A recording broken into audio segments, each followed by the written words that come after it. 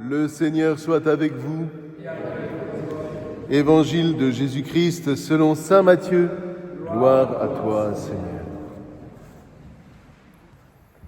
En ce temps-là, Jésus disait à ses disciples : « Vous êtes le sel de la terre.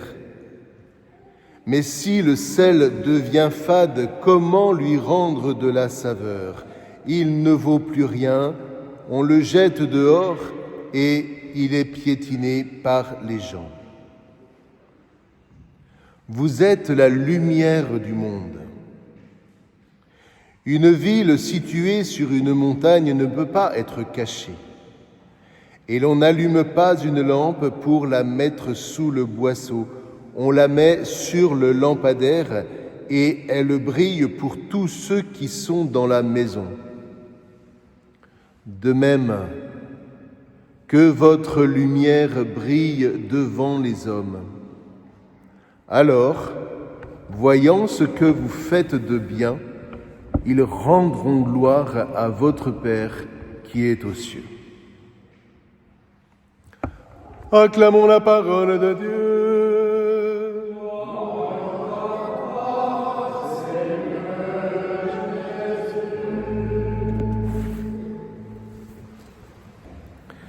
Alors, le prophète Isaïe que nous avons entendu, comme tous les prophètes,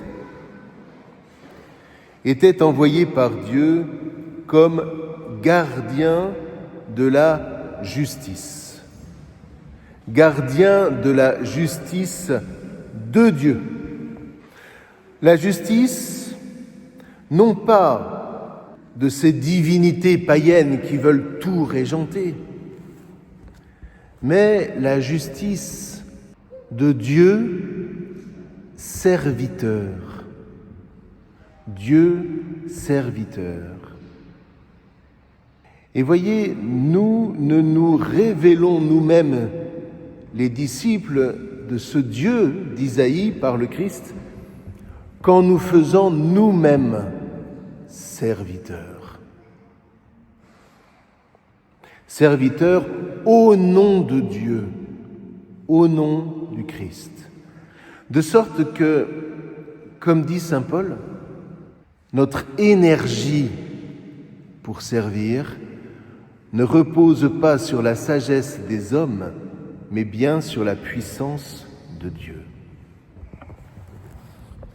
Servir ne revient pas à exhorter les autres à servir au nom d'une espèce de morale culpabilisante et souvent sectaire. Servir ne revient pas à avoir une âme de militant.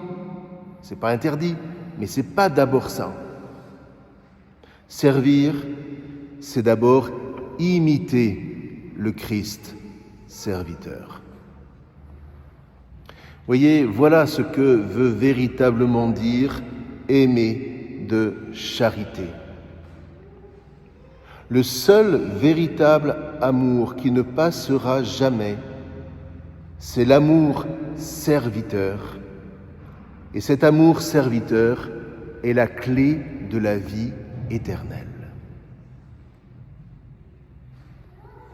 Je vous inviterai volontiers, en ce sens, à aller relire le chapitre 13 de l'Évangile selon saint Jean, où il est précisément dit, de la part du Seigneur, « Je vous laisse un commandement nouveau, aimez-vous les uns les autres comme je vous ai aimés. » Mais le mot « aimer » est très précis.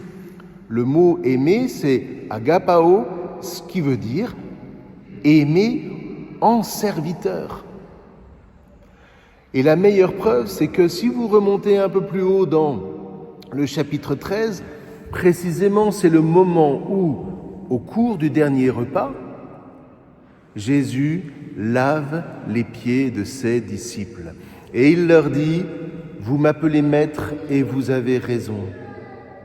Mais si moi, le maître et le Seigneur, je vous ai lavé les pieds, vous devez, vous aussi, vous laver les pieds les uns aux autres. » Et ça n'est qu'après qu'il donne son commandement, Mais vous voyez que ce n'est pas de l'amour. Il faut aimer le monde. Non, c'est très précis. Il faut nous mettre au service. La chose est valable et c'est justice entre un époux et une épouse. L'époux aime son épouse au prorata du service qu'il lui offre. L'épouse aime son époux au prorata du service qu'elle lui offre. Les parents, le père, la mère, aiment leurs enfants au prorata du service. Vous voyez ? Et tout est à l'avenant, tout. Et une société qui va bien est une société qui puise en Christ cette révélation bouleversante de l'amour véritable qui nous fait en Christ serviteurs. Alors seulement, une fois que nous venons chaque dimanche nous ressourcer à l'amour serviteur qui est mort pour nous sur la croix, alors nous devenons le sel de la terre. C'est-à-dire que nous redonnons de la saveur à cette existence qui aujourd'hui est tellement morose d'avoir voulu rejeter Dieu. Alors nous devenons, en tant que serviteurs, la lumière du monde, c'est-à-dire que nous devenons les témoins d'un chemin qui est le chemin du service et qui seul permet de sortir de l'errance dans ce monde, sortir du tohu-bohu dans ce monde. De plus, celui qui est vraiment habité par le Christ et qui ne vit que d'imiter le Christ pour être le sel de la terre et la lumière du monde, connaît une véritable joie intérieure qui ne le quitte jamais. Un serviteur triste est un triste serviteur, car dans le fond, il ne sert que lui-même, même en servant les autres. Alors que le véritable disciple sert d'abord Dieu, c'est-à-dire il entre dans le mystère de Dieu serviteur à travers la liturgie. Dieu premier servi, disait Sainte Jeanne d'Arc, mais c'était pour se mettre au service du peuple de France. Dieu premier servi. Et dans le fond, le sens de notre présence dans cette Église, chaque dimanche, car il s'agit de servir tous ensemble, comme un seul corps, ce Dieu qui nous envoie dans le monde, mais jamais sans d'abord nous avoir nourris de lui. Nous sommes nourris du Dieu serviteur qui se nomme le Père.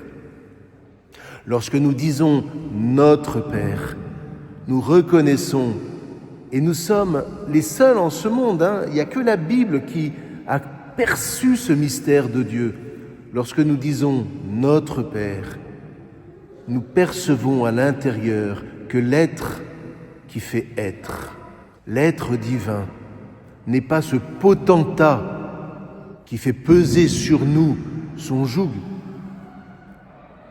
mais cet élan de vie, cette source de vie qui n'existe que si elle se met au service de la création tout entière.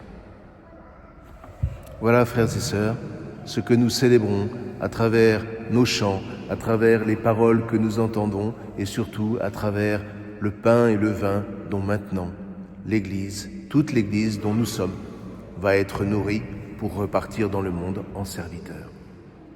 Amen.